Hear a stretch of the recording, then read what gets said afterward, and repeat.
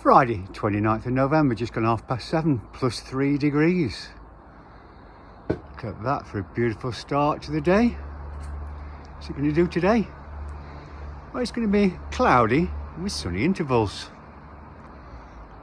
Probably getting up to about 7 or 8 degrees, a bit different to yesterday. But we could have a thunderstorm tonight about 8 o'clock. So make the most of the sunshine again. Every day's a bonus.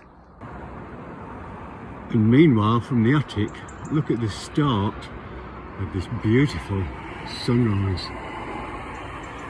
And the sky in the morning. How gorgeous is that?